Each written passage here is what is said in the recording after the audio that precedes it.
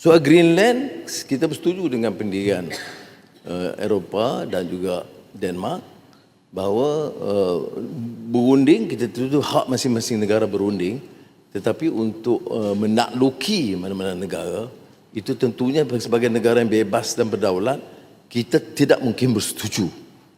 Jadi itu juga pendirian kita. Soal perdagangan dengan Iran, sekarang hubungan kita masih kekal dengan Iran. Saya pun 2 kali berhubungan dengan Iran. Ada menteri-menteri juga dikirim ke Iran.